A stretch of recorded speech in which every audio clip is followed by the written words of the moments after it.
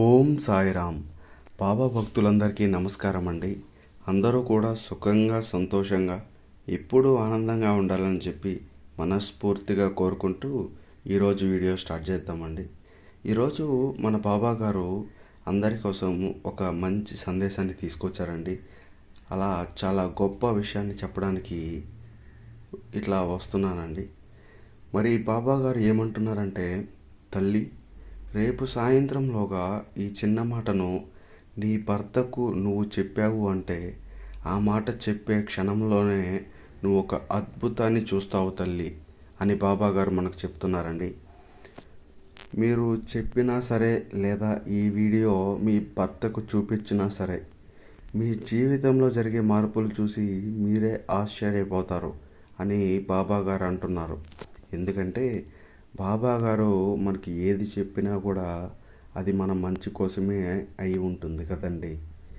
మన కష్టాల నుంచి, బాధల నుంచి, కర్మల నుంచి మనల్ని బయటపడేయడానికి బాబా గారే మనకు ఒక సందేశాన్ని పంపిస్తుంటారు అని మనం నమ్ముతాం కదండి.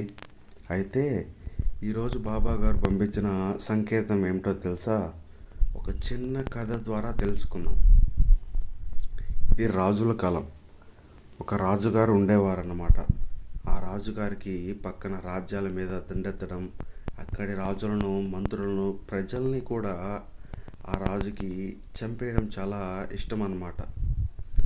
అలా ఒక రాజ్యాన్ని ఆక్రమించేటప్పుడు అక్కడి రాజుని, మంత్రిని, ప్రజల్ని అందరినీ చంపేస్తాడు. కానీ ఆ రాజుగారికి కొడుకు దగ్గరికి రాగానే అతన్ని మనసు కదులుతుంది. ఇతను ఇంకా యువకుడు, ఇప్పుడే చంపడం ఎందుకు అని అంటాడు. ఆ యువరాజు తనతో పాటు తీసుకెళ్ళి ఇలా చెప్తాడు, నేను నిన్ను చంపకుండా వదిలేశాను అని ఆశ్చర్యపోతున్నావా? నేను నిన్ను ఒక ప్రశ్న అడుగుతాను, దానికి సమాధానం చెప్పడానికి నీకు 1 సంవత్సరం టైం ఇస్తాను. ఈలోపు సమాధానం చెప్పగలిగితే నువ్వు బ్రతుకుతావు, లేకపోతే చావు తప్పదు అని అంటాడు.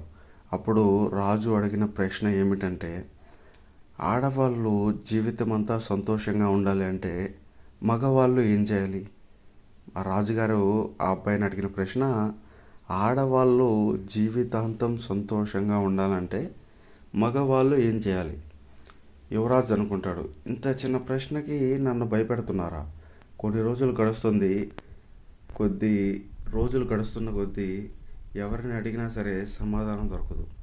ఊరు తిరుగుతాడు, పెద్దల్ని అడుగుతాడు, పండితుల్ని అడుగుతాడు, కానీ ఒక్కరు కూడా స్పష్టమైన సమాధానం చెప్పరు. ఇలా 11 నెలలు గడిచిపోతాయి. మిగిలింది ఒక 15 రోజులు మాత్రమే. అప్పుడు యువరాజు పూర్తి నిరాశలో కుంగిపోతాడు. ఇక నా చావు తప్పదు అని బాధపడుతుంటే ఒక ఆడవాళ్ళ మాటలు విని కొండ మీద ఒక రాక్షసి ఉంటుంది. ఈ ప్రశ్నకు సమాధానం ఆమెకి తెలుసు అని చెప్తుంది. భయపడినా సరే ప్రాణం కోసం ఆ రాక్షసి దగ్గరికి వెళ్తాడు. రాక్షసి చెప్తుంది, నేను సమాధానం చెప్తాను, కానీ ఒక షరతు ఉంది. నీ ఫ్రెండ్స్ నన్ను పెళ్లి చేసుకోవాలి. యువరాజు ఒప్పుకోడు, కానీ మంత్రి కొడుకు అంటాడు, నీ ప్రాణం కాపాడడానికన్నా నాకు ఇంకేం ముఖ్యం కాదు. అలా వాళ్ళ ఫ్రెండ్తో పెళ్ళి జరుగుతుంది. రాత్రి 12 దాటగానే ఆ రాక్షసి ఒక దేవకన్యలా మారిపోతుంది. అప్పుడు ఆమె చెప్తుంది, నాకు శాపం ఉంది. నా భర్త నిస్వార్థంగా నా మెడలో తాళి కడితే సగం శాపం పోతుంది. మిగతా శాపం పోవాలంటే నా రూపం ఎలా ఉండాలో నాకు ఇష్టానికి వదిలేయాలి. అప్పుడు మంత్రి కొడుకు ఇలా అంటాడు, నీకు నచ్చినట్లే ఉండు, నువ్వే నిర్ణయించుకో.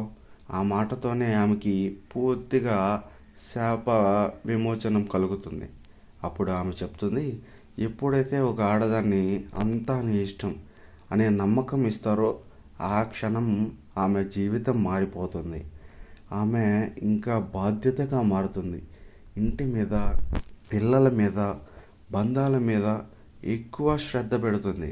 ఇదే అండి ఈరోజు బాబా గారు మనకు చెప్పాలనుకుంటున్న సందేశం.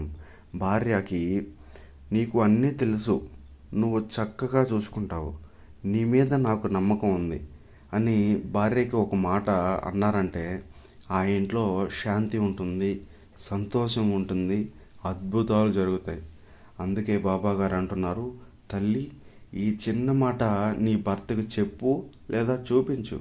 ఈ సందేశం మీకు నచ్చినట్లయితే చిన్న లైక్ చేయండి, అలాగే ఓం సాయిరామ్ అని కామెంట్ చేయండి. కొత్తగా వచ్చి ఈ ఛానల్ని చూస్తున్న వాళ్ళు సబ్స్క్రైబ్ చేసుకోండి. మళ్ళీ రేపు కలుద్దాం. అంతవరకు సర్వే జన సుఖినో భవంతు. జై సాయిరామ్.